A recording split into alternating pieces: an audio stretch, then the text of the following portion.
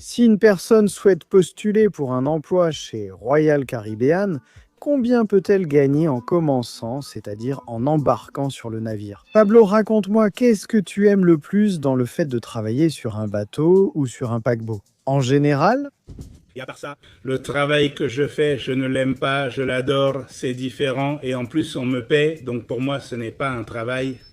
Tout est positif pour moi. et s'il y a quelque chose que tu n'aimes pas ou voudrais changer? Voyageurs, dans la vidéo précédente, nous vous avons raconté comment c'est de vivre une croisière en tant que touriste, les îles que l'on visite, combien cela coûte et toutes les installations que possède ce magnifique bateau. Mais dans la vidéo d'aujourd'hui, nous allons essayer de découvrir comment est la vie en travaillant pour Royal Caribbean. Je vais essayer de trouver le plus grand nombre de travailleurs qui accepteront de répondre à ces questions, car j'ai beaucoup d'interrogations. Combien d'argent gagne-t-on? Qu'est-ce qu'ils aiment le plus? Combien de temps passent-ils à bord? Et est-ce que c'est très facile ou difficile? Au cas où toi qui regardes cette vidéo serais intéressé, eh bien, travailler sur un bateau de croisière aussi? Alors reste jusqu'à la fin et accompagne-moi. Pendant que je parcours le bateau et que je trouve des employés qui veulent parler avec ce fou de voyage.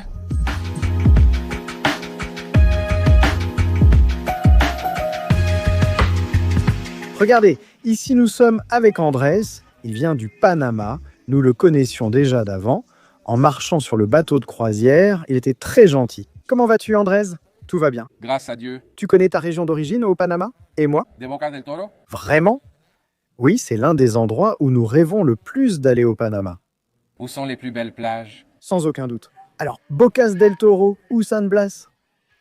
Les deux, parce que San Blas a de belles plages, tout comme Bocas del Toro. Oui, Oui, c'est vrai, n'est-ce pas? Non? Deux paradis au Panama. J'ai eu l'occasion de visiter San Blas il y a de nombreuses années. Mais il nous reste encore Bocas del Toro à découvrir. Andrés, depuis quand travailles-tu sur un bateau de croisière?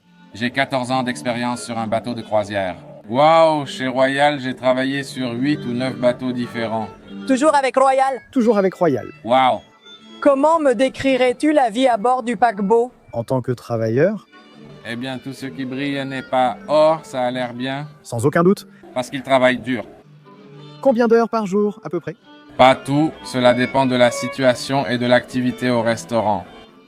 Nous devons gérer tous les restaurants qu'il y a, le Bull Jammer, le Chuck's Grill, le Road Service, tout ce qui concerne les restaurants du Family Park.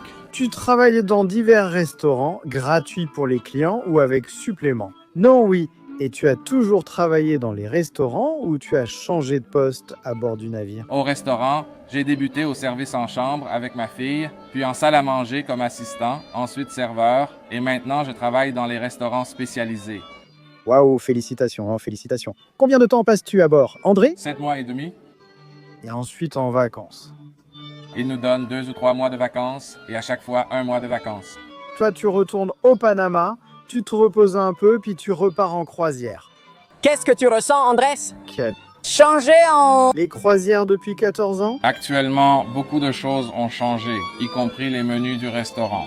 Avant, il y avait plusieurs menus, dont un pour les desserts. Maintenant, tout est regroupé sur un seul, ce qui simplifie notre travail.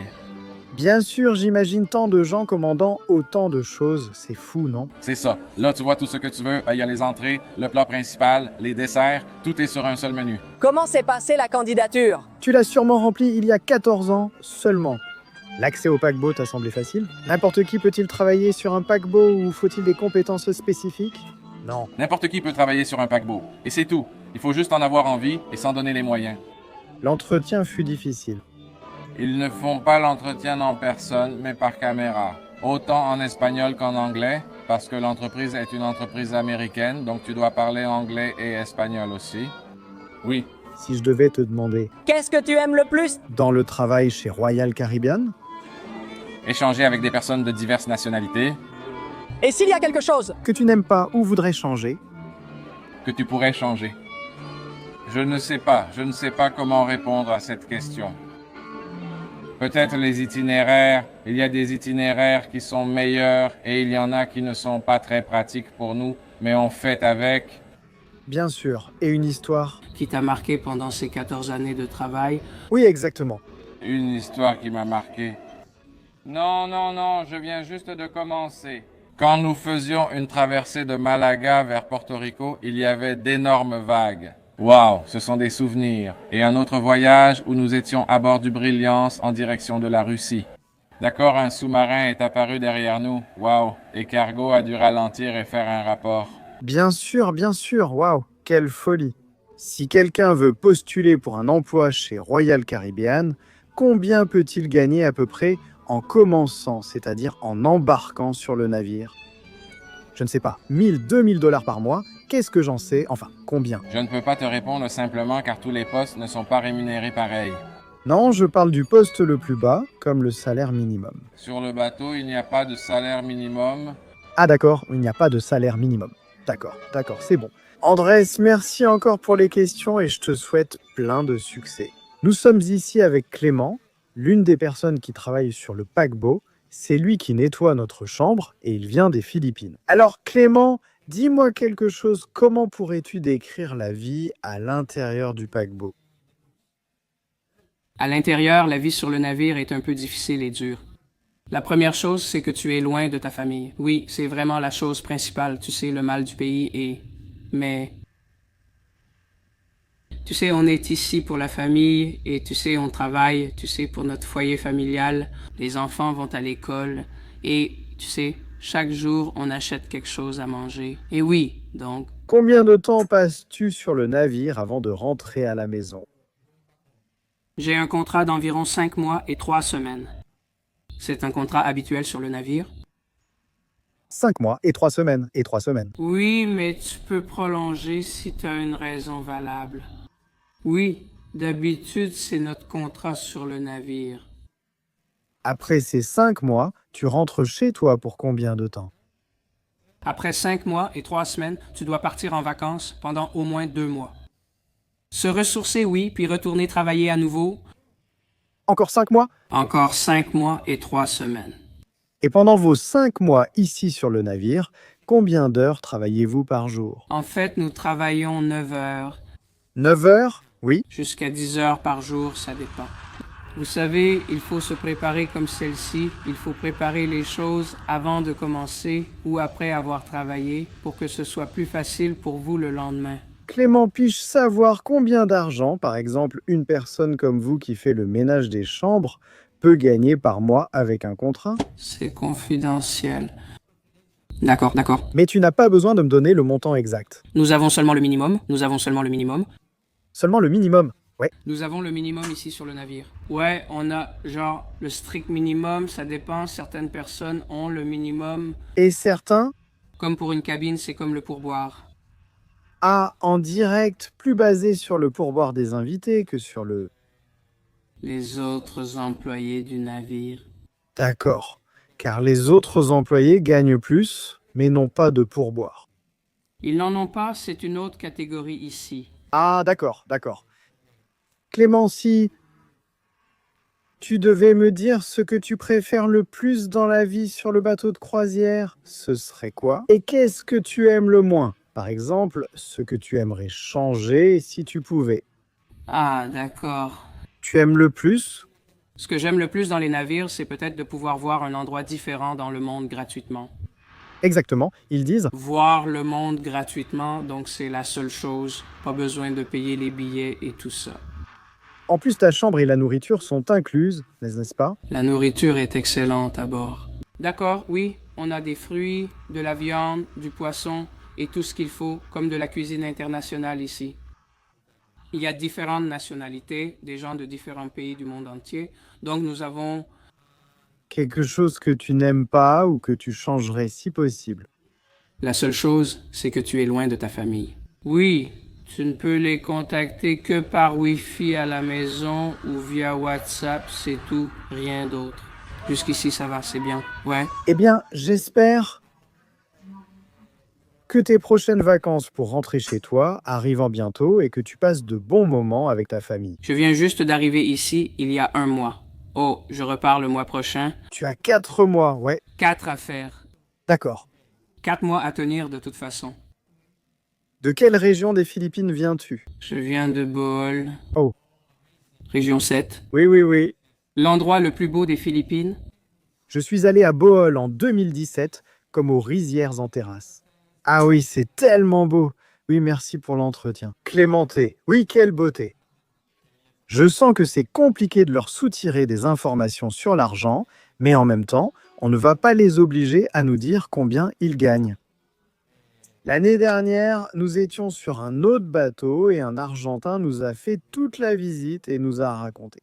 C'était des montants approximatifs. Mais je sens aussi, et ça arrive beaucoup sur les croisières, surtout avec les latinos qui viennent travailler dans ces endroits. C'est parce qu'ils ont évidemment besoin de l'argent pour aider leur famille. Et parfois, en révélant le montant total de ce qu'ils gagnent, peut-être que les familles peuvent dire « Ah, regarde, je sais que tu gagnes ça ». S'ils voyaient la vidéo, ce qui pourrait ne pas arriver, peut-être qu'ils veillent à l'éviter. Évidemment, avec Clément, non, parce que c'est en anglais.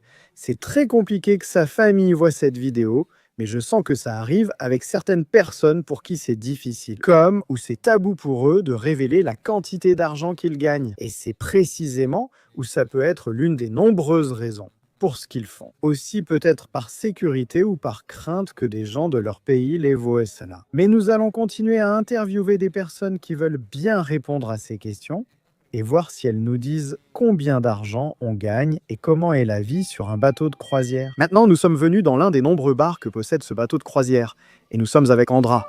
Andra, d'où viens-tu? Oui? D'Indonésie. Et comment as-tu fini par travailler sur un bateau de croisière? Oui.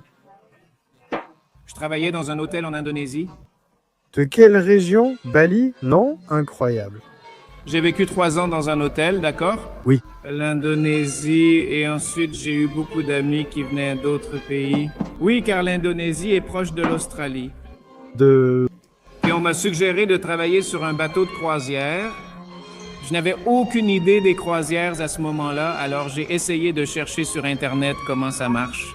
Et ça avait l'air amusant. Oui, ensuite, par chance, un de mes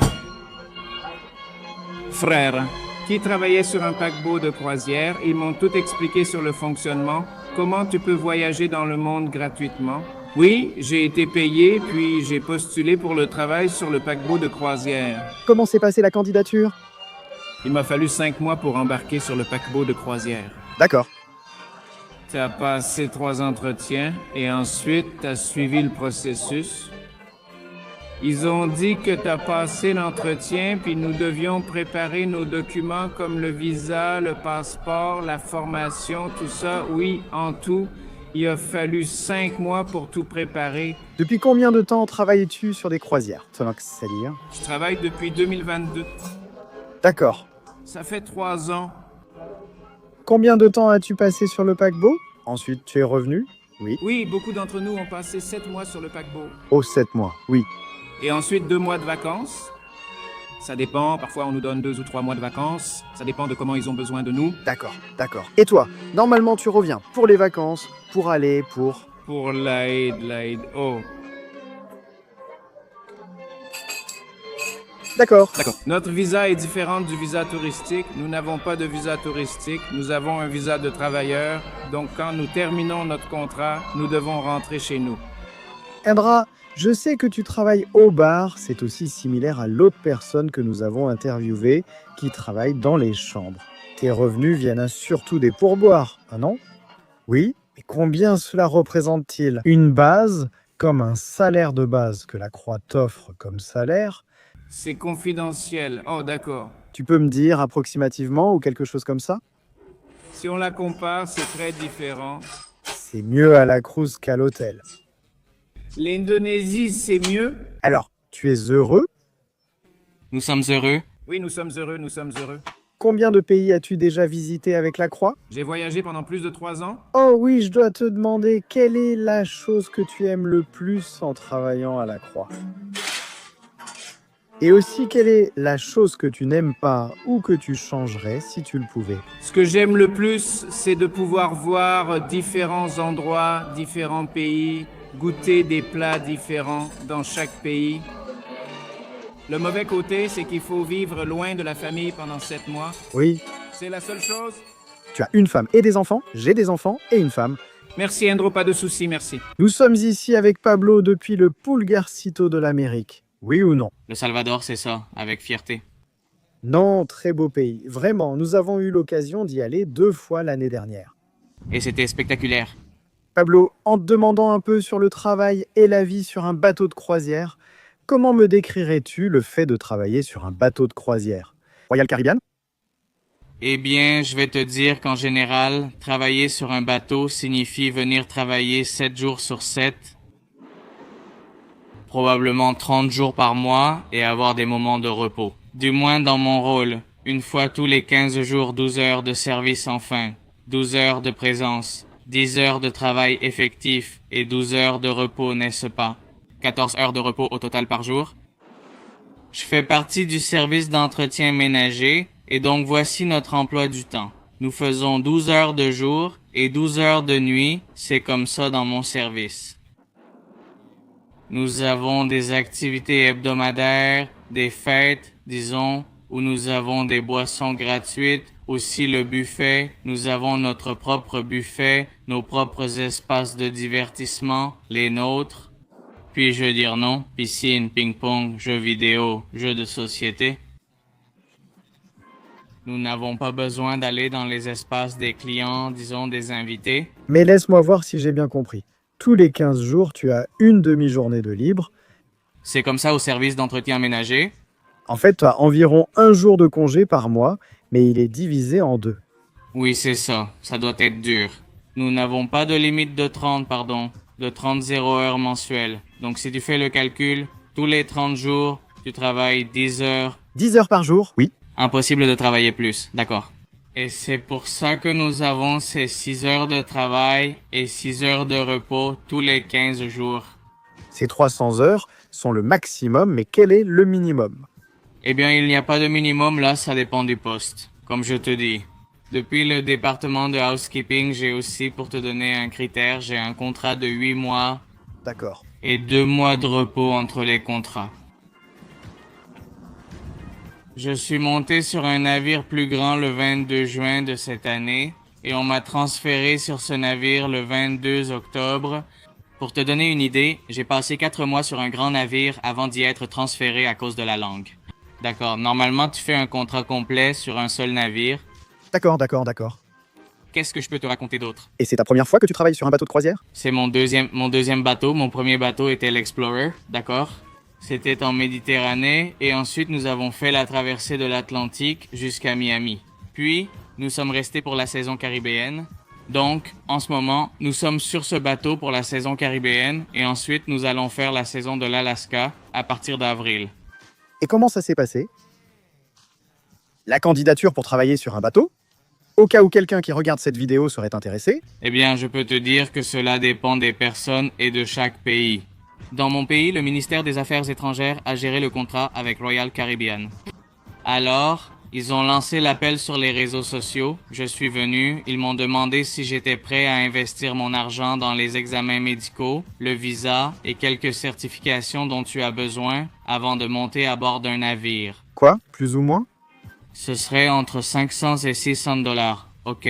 Royal Caribbean paye ton visa et donc, de ta poche, ça revient à environ 350 $. D'accord, ça dépend des examens médicaux. Exactement. Si tu as besoin de plus d'examens, plus de contrôles, alors ça augmente. Mais ça, c'est une fois que tu es accepté ou c'est un pari à l'aveugle? Oui, tu vois, le processus, c'est d'abord tu envoies ton curriculum vitae, ensuite ils te font passer un entretien, soit en présentiel, soit en ligne. Oui, après ça, ils t'envoient ta lettre d'offre d'emploi et la première chose à laquelle tu dois postuler, la lettre d'offre d'emploi, c'est la lettre d'emploi, c'est la lettre d'acceptation. Oui, donc tu passes par le processus de visa, qu'est-ce que la première exigence, ensuite les examens médicaux et enfin la certification qui est la dernière. Et une fois que tu as tout, tu envoies toute la documentation. Ils te disent alors bon, tu es prêt et tu as déjà tes billets qui sont pris en charge par la compagnie. À partir de là, quand tu arrives à l'endroit où ils t'attendent, tu as ton hôtel avec tes repas. Et pratiquement depuis que tu es sorti de chez toi, ils couvrent déjà toutes tes dépenses. Donc on peut dire que l'argent que tu gagnes est pratiquement pour ta poche, et bon, tu dois payer des impôts dans ton pays. Ça dépend de toi, oui, exactement. Soit tu le déclares, soit tu ne le déclares pas. Bien sûr, évidemment. Évidemment, parce que si tu ne passes pas 6 mois dans ton pays, tu n'as pas à déclarer d'impôts. Dans beaucoup de pays, c'est comme ça. Oui, là, ça dépend de la législation de chaque pays. De chaque pays, exactement. Oui, donc tu reçois ton argent. complètement liquide, et tu décides, bon, beaucoup l'utilisent pour sortir à chaque port, donc nous avons cet avantage de pouvoir sortir à chaque port que nous voulons. Moi, comme je t'ai dit, j'ai 2 heures libres par jour pendant lesquelles je peux décider de sortir du port ou simplement de rester me reposer. Bien sûr. Quel pays as-tu visité ou dans lesquels es-tu descendu? Eh bien, je peux te dire que lors du premier contrat, on a compté 25 pays la plupart. Je crois qu'il y en avait 8 en Europe, les États-Unis, et ensuite environ 15 à 17 dans les Caraïbes. D'accord, des îles et divers lieux de chaque pays. Et maintenant sur l'Oasis, j'ai fait environ 10 pays et maintenant nous faisons les îles Aruba, Bonaire, Curaçao qui sont Aruba, Bonaire, Curaçao, Carthagène et Panama. Donc nous avons les 2 ports, disons que ce sont les 2 ports principaux où les gens montent et descendent. D'accord. Et dans tous ces pays que tu as visités, est-ce que tu es descendu dans tous, ou seulement dans certains, ou pas du tout dans d'autres? C'est-à-dire, tu as pu les découvrir avec le peu de temps que tu avais? Oui, en fait, oui, je suis descendu dans tous. Le seul, enfin oui.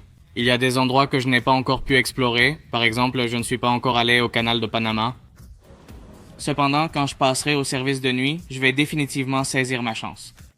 Eh bien, c'est un autre avantage que nous avons. Les excursions qui vous sont facturées, nous pouvons y aller en tant qu'observateurs, donc nous pouvons participer à l'excursion complètement gratuitement. C'est un autre avantage de travailler avec Royal Caribbean? Oui. Oui, définitivement, si tu travailles le soir ou si tu as un poste où tu as du temps libre pour participer à une excursion. Tu remplis un formulaire où tu parles avec le département des excursions et ils inscrivent ton nom, ils te font ton billet et tu y vas pour profiter avec les autres personnes.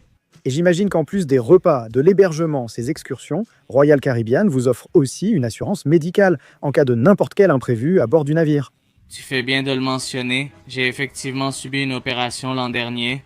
Et depuis le moment où je suis sorti jusqu'au moment où j'ai été autorisé à reprendre tout cela, Royal Caribbean m'a versé un pourcentage de mon salaire et a couvert tous les frais, même les frais de transport si j'en avais eu besoin.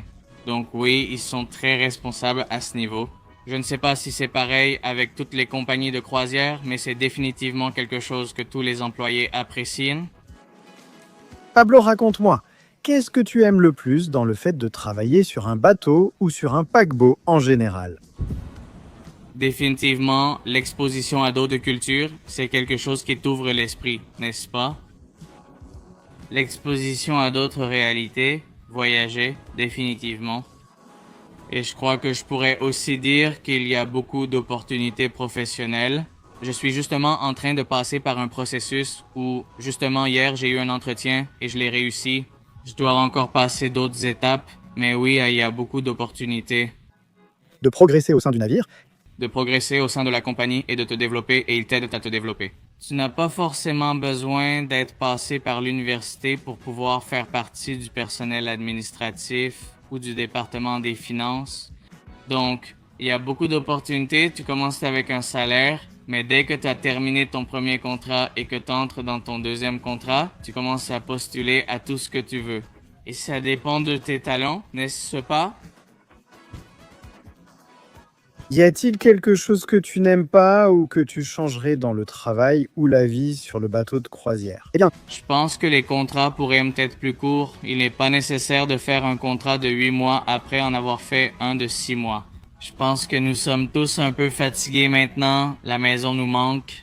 Et je pense que ça, c'est quelque chose qui pourrait être réglementé au niveau de l'industrie ou qui pourrait être amélioré comme avantage pour les employés. mais tu penses que c'est comme ça pour tout le monde? Nous avons aussi interviewé le personnel d'entretien, qui nous a indiqué avoir un contrat de 5 mois et 3 semaines. Oui. Il est comme au sommet de la carrière dans le housekeeping.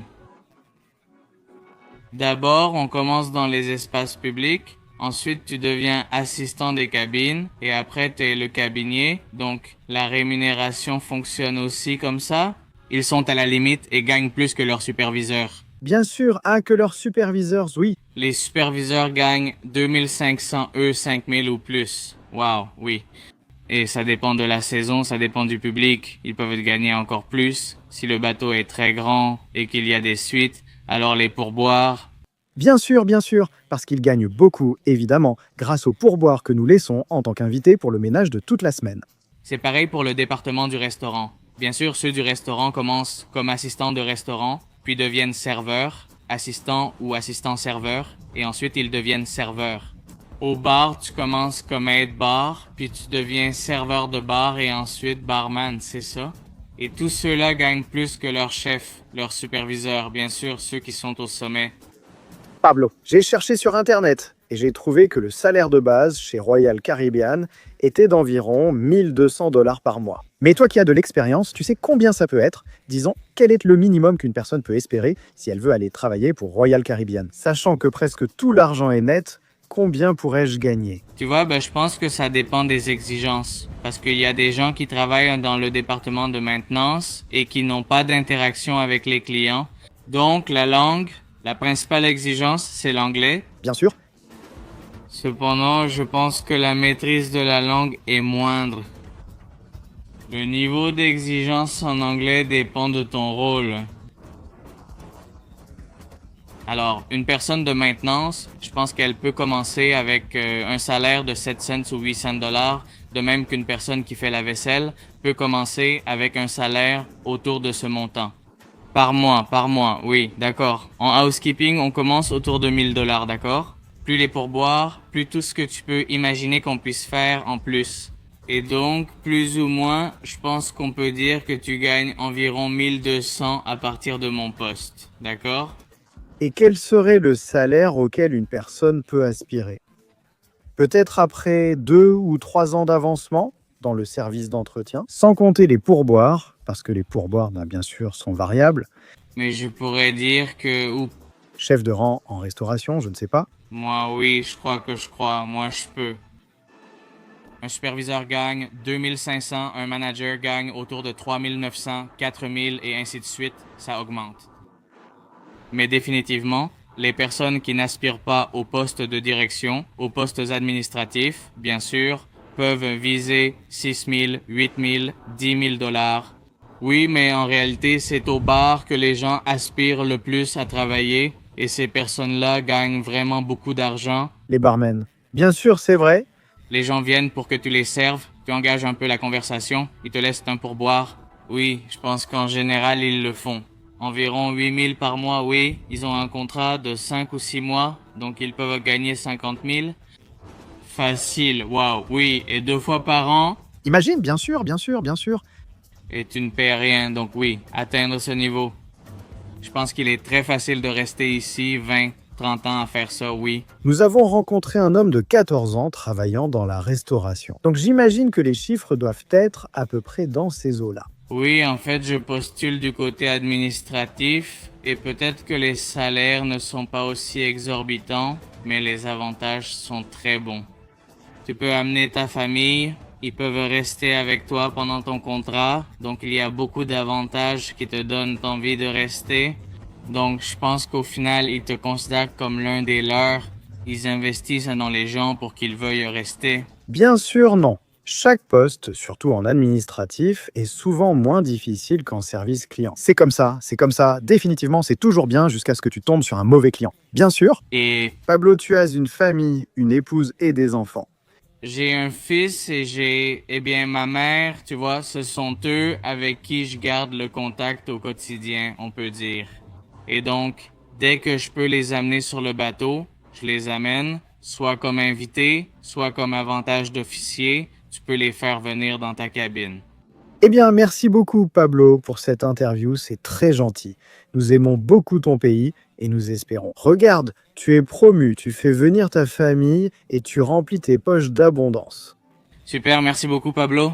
Nous sommes maintenant avec Luis Miren. C'est la personne que j'ai vue le plus souvent à la salle de sport, littéralement tous les jours où je viens. Il est ici en train de s'entraîner et je dois admettre qu'il aime aussi bavarder un peu. Un des jours où j'étais ici, je me suis rendu compte qu'il travaille comme animateur. Mais raconte-nous en plus, Luis, d'où viens-tu? Que fais-tu sur le paquebot? Je ne dois pas dire que je nettoie la salle de sport. C'est ce que je fais pendant la journée. Non. Non, je ne suis pas acrobate, je suis artiste de divertissement chez Royal Caribbean. Je suis avec la compagnie depuis 25 ans, WOW 26, ça fera 26 ans, en février chez Royal Caribbean, et nous faisons des spectacles ici au théâtre. Je suis argentin, je viens du cirque, 4e génération d'une famille de cirque. Je fais de l'acrobatie, des jongleries, des numéros d'assiettes. Tout ça, c'est ma vie. J'adore la salle de sport pour mon travail. Je devrais venir à la salle au maximum 1 heure, un jour oui, 2 jours non. Mais tous les jours, moi, je fais mes 3 petites sœurs, 4 petites sœurs, et je cours à peu près 8 km, 10 km tous les jours. J'aime boire une bière sans culpabilité. Exactement. Non, non. Et en m'entraînant 4 heures par jour, je pourrais même en boire jusqu'à 5 par jour. Louise, j'ai entendu dire que tu ne fais qu'un seul spectacle par croisière. Exactement, sur les bateaux, normalement, sur tous les bateaux, les spectacles ne se répètent jamais. Pour vous qui êtes passagers, si vous allez au théâtre aujourd'hui, le spectacle d'aujourd'hui ne sera pas le même que celui de demain. Chaque soir, un spectacle différent est proposé lors de la croisière de 7 jours pour le passager. Vous pouvez aller au théâtre tous les jours, bien sûr, sinon vous diriez « Oh, encore, Louis Dalton, encore Louis Dalton ». Non, non, il n'y a pas ça. Une fois c'est le spectacle, une autre fois c'est le chanteur. Ensuite, il y a la production de Royal Caribbean, qui compte 12 personnes, et encore une fois, c'est complètement différent.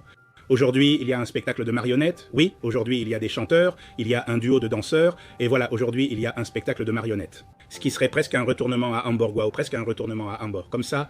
Louis, je veux te demander, comment me décrirais-tu, ou comment est la vie pour toi, sur le paquebot, puisque tu passes pratiquement plus de temps à t'entraîner, ou dans ta cabine qu'à travailler réellement? Si tu n'as qu'un spectacle par semaine, que fais-tu du reste du temps, à part aller à la salle de sport? Eh bien rien, presque tout le temps à la salle de sport. Ok, moi si je ne suis pas à la salle de sport, je joue au ping-pong, ok? Ok. Moi, tout ce qui me fait transpirer, j'adore. Après ici, le sauna et la vie sur le bateau, je l'adore quand je termine ici. Les contrats, eh bien, nos contrats sont différents de presque tous les autres. Tous les artistes ont des contrats différents. Artistes ou animateurs, nous avons des contrats qui ne sont pas les mêmes. Par exemple, les serveurs ou ceux des cabines restent au moins 6 à 8 mois. Et chez Steiner, les salons de coiffure, c'est 7 à 8 mois. Je ne sais pas, ça peut être 1 semaine, 2 semaines, mais là je viens pour 2 semaines. Il me reste encore 1 semaine et demie et après je pars. Je pars pour 10 jours, après je reviens ou je vais sur un autre bateau puis je reviens. Ou si on veut, on le fait 2 mois ou on peut faire 3 mois. C'est complètement flexible. Les artistes, c'est pour ça que dans mon travail, à mon poste, j'adore la vie sur le bateau. Bien sûr. Quand je pars et que les collègues demandent si je pars en vacances, je réponds non. Chez moi, je dois travailler, aller à la piscine et aux arbres. Ici, je ne fais rien. On me prépare la cabine, la nourriture est prête. À la maison, non. Ici, je suis en vacances et j'adore mon travail. Il est excellent. En plus, on me paye, exactement. Donc, pour moi, ce n'est pas un travail, c'est que du positif. C'est que du positif pour moi.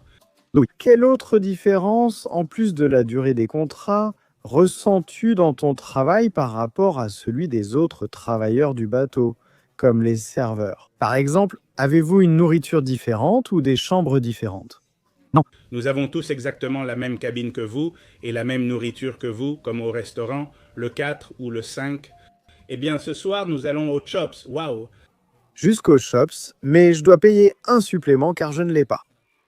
Bon, à l'acrobatie et tout ça. Ah! Non, mais on a exactement la même chose que vous, parfois même un peu plus. Waouh! On n'a pas tout à fait. Pour ce qui est du divertissement, on n'a aucune restriction de quoi que ce soit. C'est-à-dire, quand le bateau arrive au port, c'est le premier. Si on veut descendre, on descend en respectant les horaires du bateau. C'est pareil pour les derniers arrivés comme vous. Nous sommes sur la liste des passagers, c'est-à-dire nous sommes sur la liste des passagers, bien sûr, alors qu'il y en a d'autres. Ceux qui travaillent, qui sont sur la liste de l'équipage, donc eux doivent être là 1 demi-heure avant. Ce n'est pas une restriction, si le passager arrive à 16 h, eux doivent être là à 15 h 30. D'accord, c'est surtout pour éviter cet entassement de personnes, équipage et passagers en même temps. Bien sûr, c'est uniquement pour ça. Bon, Louis, tu m'as déjà bien fait comprendre que tu aimes la vie sur le bateau. Mais y a-t-il quelque chose que tu n'aimes pas, ou quelque chose que tu changerais, si tu pouvais? Hein? Quand le contrat sera terminé? Non, je ne changerai rien, je la laisse comme ça. J'ai travaillé dans beaucoup d'entreprises, mais ici, ça fait 26 ans. Je suis ici depuis 26 ans. Pour moi, mon travail est la meilleure entreprise. Royal Caribbean. Royal Caribbean, oui, Royal Caribbean. J'ai été sur Princess, Celebrity, Costa, MSC. C'est pour ça que je suis là depuis 26 ans et qu'ils me soutiennent. Quel est ton trajet préféré? Quel était l'itinéraire préféré? Ou combien de pays as-tu connu en ces 26 ans? Eh bien tous. Eh bien tous, c'est impossible, mais tous les continents, d'accord, tous les continents. Nous avons fait une saison en Asie, une saison Eh bien, en Amérique du Sud, en Europe, partout, les pays d'Europe du Nord, les pays nordiques, l'Argentine, le Chili, Ushuaia, toutes ces choses. Ouf, quelle beauté, tous, Bora Bora, Malaisie, waouh, eh bien, tous. Moi, j'aime ça. J'aime là où il fait chaud, D'accord, d'accord. le froid. Jamais je n'accepterai un contrat pour l'Alaska, c'est certain. D'accord. Comme tu diras, je suis solaire. Oui, tu as un bronzage parfait. Oui, j'aime beaucoup, je ne supporte pas et je te dis que je m'en souviens. En 38 ans, j'ai vécu un seul hiver. D'accord. C'était l'hiver du Covid où j'ai dû partir à Barcelone, en Espagne, sinon toujours. Quand je commence la saison en Europe, je connais déjà tout sur ce continent. Et quand l'hiver commence en Europe, je pars déjà pour les Caraïbes ou pour l'Amérique du Sud ou pour l'Australie, ça dépend où ça se passe. Mais normalement, j'évite l'hiver dans ce que je fais. Louis, as-tu une anecdote qui t'a marqué dans ta vie? En travaillant sur des croisières, tu te souviens peut-être d'un bateau, d'un passager ou autre chose similaire. Tes spectacles, je ne sais pas, quelque chose qui te vient à l'esprit, comme ça? Non, ce sont souvent, voire parfois, des anecdotes, d'accord. C'est que ça ne me vient pas, parfois il y en a tellement, que tu es là comme ça, comme si ce n'était même pas des anecdotes. Sur des bateaux, j'ai travaillé chez Royal Caribbean il y a des années, j'avais une table avec 4 roues, et je faisais un numéro avec des assiettes, d'accord, environ 30 assiettes. Justement, le bateau bougeait, et le spectacle allait commencer, et la table s'est mise à rouler. Elle a traversé toute la scène, et a fini de l'autre côté, tout était cassé. Et la seule assiette que j'avais pour le spectacle, c'est-à-dire, ils m'ont annoncé, et je me suis dit, je n'ai rien à faire si je n'ai pas d'assiette, non? Mais bon, il y a beaucoup de choses comme ça. Un spectacle avec des passagers. Honnêtement, je ne m'en souviens pas, il y en a trop pour que ça me marque. Bien sûr, Je disais beaucoup de choses en même temps, comme si c'était normal, c'est une anecdote pour moi. bien sûr. Parce que parfois, il faut trouver des gens au milieu de la mer, et s'il faut arrêter le bateau pour faire monter des gens qu'on trouve en mer avec des bateaux ou quelque chose de sérieux, Sérieusement, oui, waouh, parce que c'est un climat vraiment fou. Oui, exactement. il y a des années, on trouvait parfois ceux qui venaient de Cuba, les bateaux. Alors, le capitaine a l'obligation de ne pas laisser les animaux. On les ramenait, on les marquait, on les emmenait à Miami ou là où nous étions. Ah, c'est une obligation du paquebot que s'il trouve des gens en mer.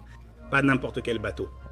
Ah d'accord, la loi internationale interdit de laisser quelqu'un sur n'importe quel bateau, une personne, qui qu'elle soit, doit être secourue.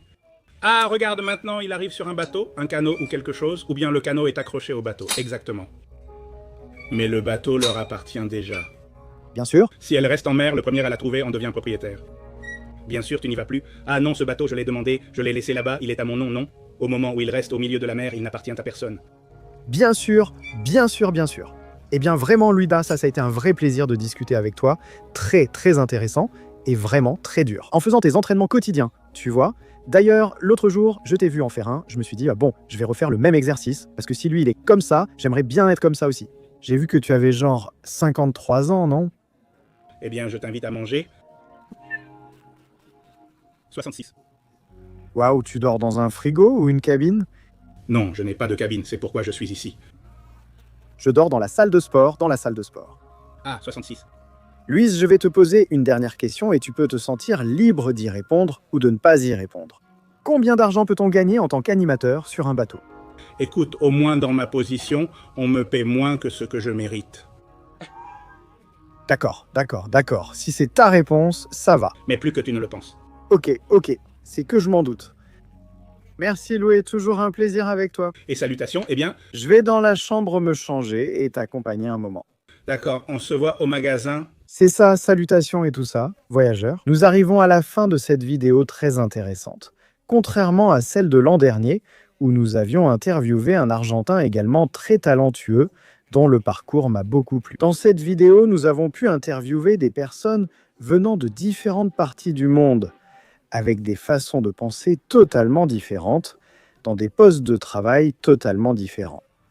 Et même si une seule personne a pu me dire combien d'argent elle gagnait, vous pouvez déjà imaginer le reste, puisqu'on a parlé de fourchette de prix. Et moi, je m'imaginais bien qu'un salaire de base pouvait se situer autour de 700-800 $, lesquels,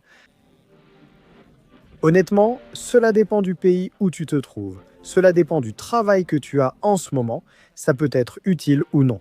Car rappelle-toi que cet argent est net dans ta poche, il n'y a pas de dépenses de nourriture ou de loyer. Celui que tu enverras à ta famille. Parce que pratiquement tous les travailleurs que nous avons pu interviewer étaient d'accord pour dire qu'une grande partie de ce travail, ils le faisaient pour leur famille. Et ça, c'est admirable. Parce que passer 5, 6 ou 7 mois loin de chez soi pour pouvoir offrir un meilleur avenir, surtout aux plus petits de la maison, honnêtement, c'est admirable. Je veux que vous me laissiez en commentaire si vous avez une question ou ce que vous avez pensé de cette vidéo.